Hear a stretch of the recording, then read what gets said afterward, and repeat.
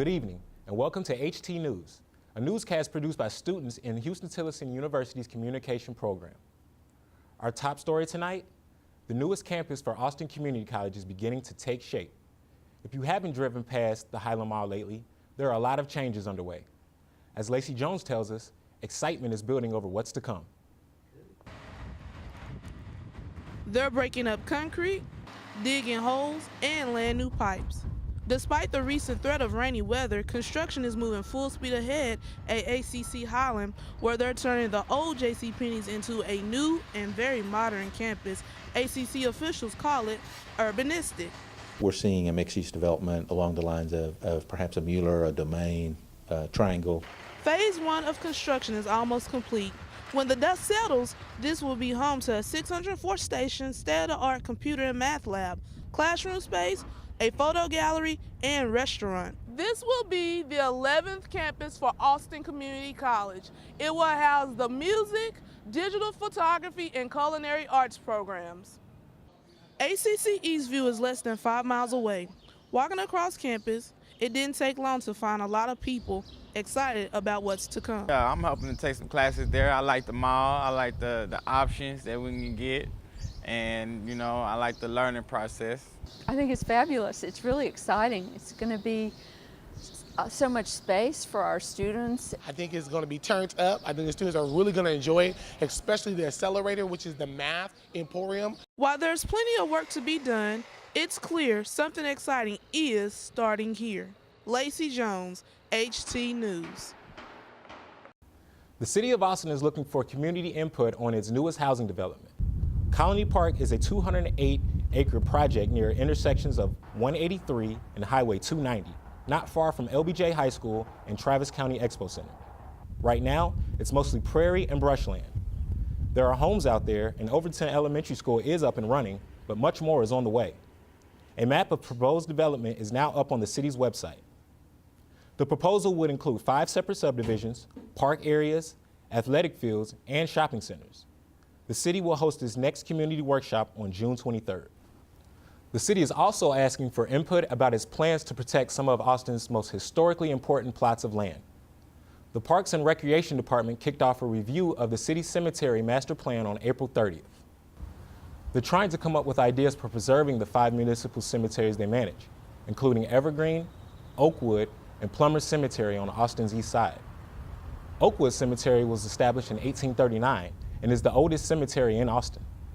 Evergreen, which you see here, was established in 1926 and has historically been the burial grounds for a surrounding African-American community. The city wants to come up with ways to assess and protect aging properties, including identifying historically significant people buried there, providing for upkeep of buildings and land, and maintaining grave markers. People living in East Austin are growing increasingly concerned about rising apartment rates. The city's urban development plan calls for thousands of new apartment units to be built along the Riverside corridor. The problem is, many of the new units are too expensive for current residents, including students and the working poor.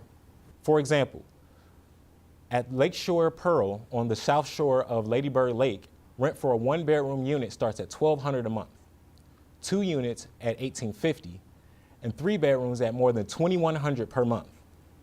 The monthly rent at 2 older nearby apartments we checked into was less than half of that.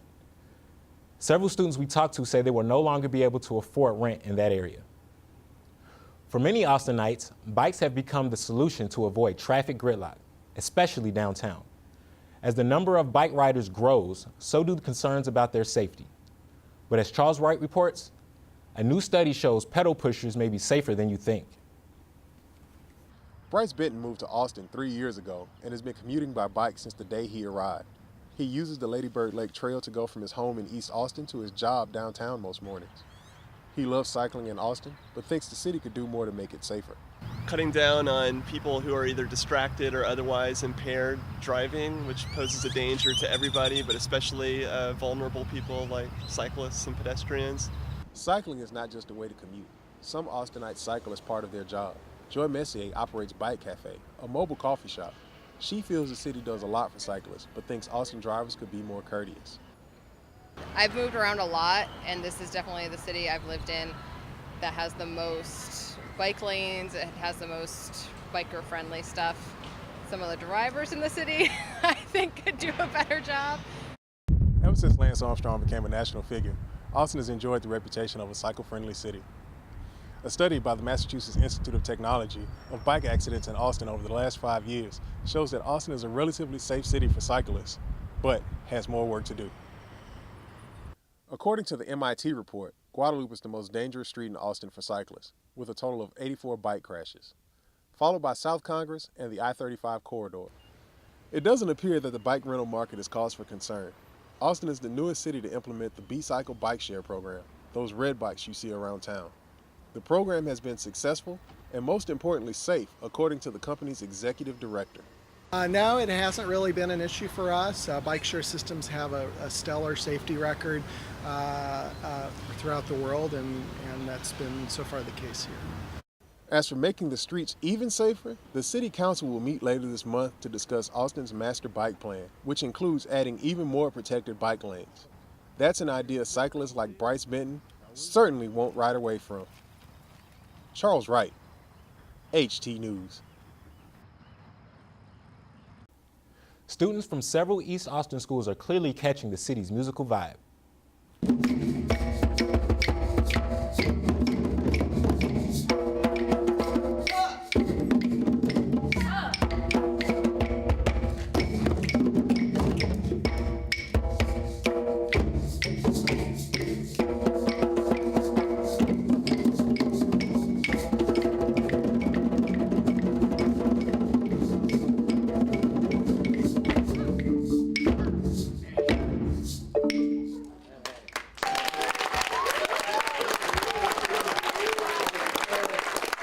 The Maplewood Drum Group was one of several musical acts featured at this recent performance at the Carver Center on April 30th.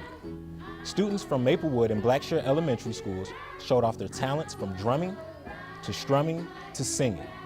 The We Write It, We Sing It program was part of the project by Groundworks Music to provide free and low-cost music lessons to children who might not otherwise be able to afford them. The kids played to a packed house, and audience members also got in on the act. After years dedicated to their studies, more than 100 HT students walk across the stage. When we come back, it's graduation celebration. Also ahead, HT President Larry Irvin talks about his legacy as he prepares for the last year at the helm. We'll be right back.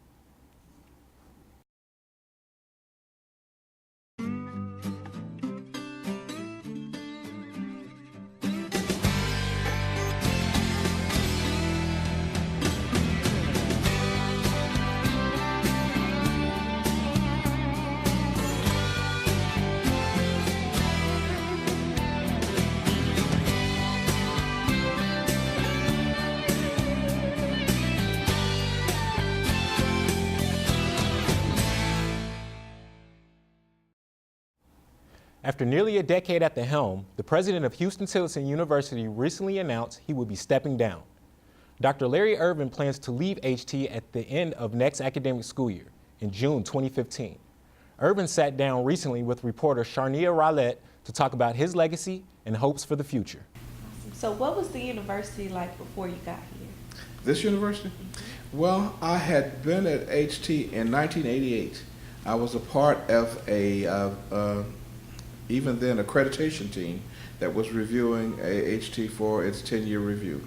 And that was my first introduction to Huston-Tillotson. I had not heard of it, and it was my first visit to Austin. So I came here and saw the school, met with people like Dr. Martin, who was here back in 1988, and we went through that process. And I never thought I'd be back in Austin. I certainly didn't expect to be working in Texas for 14 years. So what do you consider to be your greatest accomplishment during your tenure at Huston-Tillotson? Actually, I think the restoration of this building, the Valier Alumni Hall. It's not only provided additional space for operations at the university, but it's symbolic. This building had sat dormant for nearly 40 years. In awful shape, and everybody wanted to tear it down. So restoring the building is like a resurgence for Huston-Tillotson. The student body, it's more diverse than ever. We have a changing face on our own campus. What do you think about that? Can you tell me more about the diversity? Well, I think a lot of people don't know that we've had a diverse student body here for some time, going back to the days when even Dr. King was president. He had a fair number of international students who came regularly from Europe and Asia to HT. So that contributed to the diversity back in the late 1960s and 70s. This wave of diversity that we have now is a different kind of diversity. We have a recognition of the changing demographics in the area that we're located. Austin is really only about 6% African American. So in order to continue to service our mission, we have to reach out to those who fit, irrespective of race, the background that we're looking to serve. And that it involves a lot of folk who are in Austin who are not necessarily black. So the growing Hispanic population is consistent with our mission, and we have a fair number of Anglo students as well. You spoke about Austin only having 6% of the African American population. How does that affect the threat that you see on HBCUs in this time? Well, it probably increases the challenge, I won't say a threat, to HBCUs.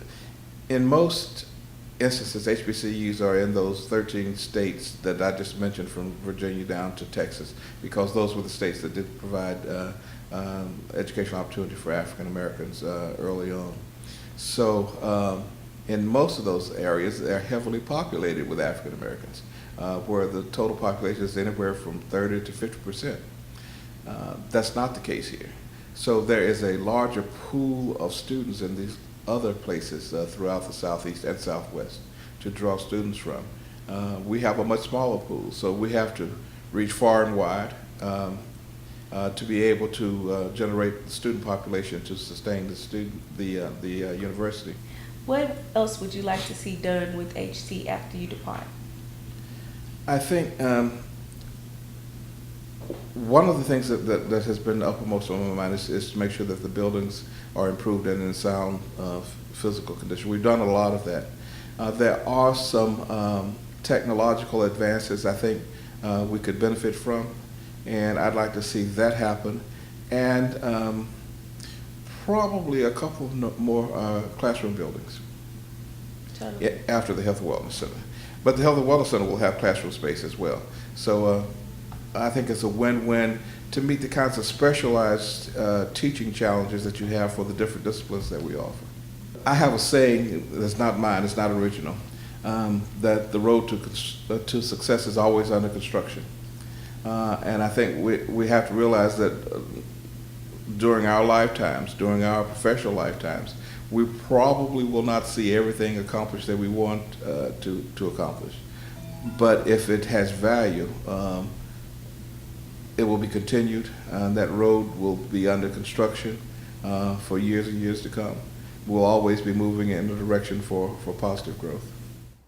More forward progress to report for HT's educator preparation programs. A state board has given a stamp of approval to a new program that will enable students to become certified to serve as principals in Texas schools. HT is also moving forward with plans for a new master's degree in education.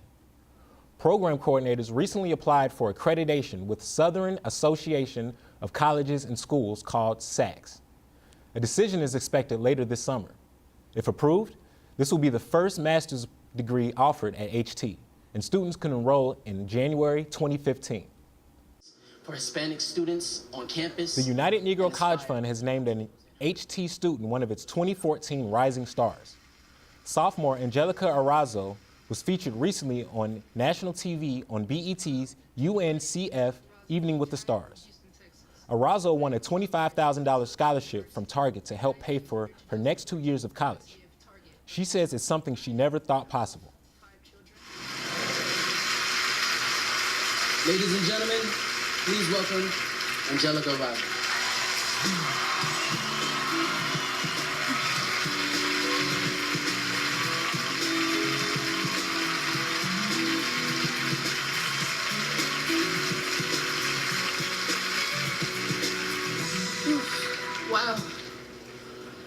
blessed to be standing here today when just 2.5 years ago, I didn't even know if I was able to go to college. A friend of mine had asked me, "Jelly, will you be going to college?" And I responded, "College is for the rich." It's scholarship donors like UNCF and Target that give people like me the opportunity to take another step forward and to become one of those somebodies in life. I want to thank my family, Lily, my mentors, President Irvin, and Huston-Tillotson University, and my sisters. Y'all know who y'all are. I wouldn't be the person I am today if it weren't for y'all. This scholarship gives me the opportunity to be one step closer to achieving the American dream. Thank you, and God bless. Arazo won the award for demonstrating leadership in the classroom and area community. When she graduates, she wants to work in environmental politics. She is one of several students active in HT's Green is the New Black movement. Still to come on HT News, students, faculty, and staff ring in the Dog Days of Summer. They join Huston-Tillotson's baseball team to celebrate a day at the ballpark. Sports is next.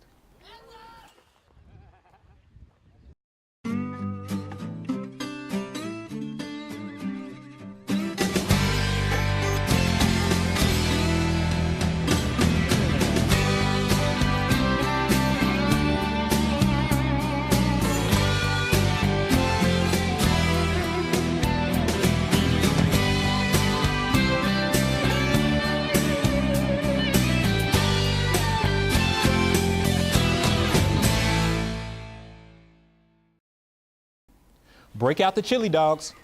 On April 30th, HT's coaching education class hosted its 12th annual Day at the Ballpark. The event is designed to give students, faculty, and staff a chance to take a much-needed break. In addition to the dogs, fans were treated to a doubleheader between HT and Prairie View. The Rams took Game 1, 5-4, but the Panthers went home with a win to take Game 2, 8-5. Congratulations to Professor Beatty Atir for yet another successful event. Now here with a look at some other sports news is HT's Jamal Scantlebury. Jamal? Thanks, Marcus. It looks like the Los Angeles Clippers will be getting a new leader in their near future. Over the weekend, the league announced that it will appoint a chief executive officer to supervise the team until the new owner can be found. That after the NBA banned owner Donald Sterling from the league for life. Sterling made national news recently when he made a number of racial statements about black people attending his games. While we're talking hoops, HT is on the lookout for some rising stars for the upcoming men's basketball season. On April 26th, nearly 30 prospects showed up at the Mary E. Branch Gymnasium to showcase their talents. Players took part in sprint drills, defensive slides, and even jumped rope. Coaches were thrilled with the turnout, but expect to host at least one more tryout before the 2014-2015 season. This year, coaches charged potential players $20 to try out, which raised a bit of a stir on campus. HT's track team is celebrating another success. Both teams took third place overall in the Red River Conference Championship, which took place recently at Langston University. In a couple races of note, both men and women's 4x100 meter relay teams were crowned conference champions. The men's team included Rodney Brown, Okwesmon Richmond, Xavier Woodson, and Wayne Hargrove. The women's, Shantae Gosby, Janella Green, Ashley Robinson, and Rovashia Whaley.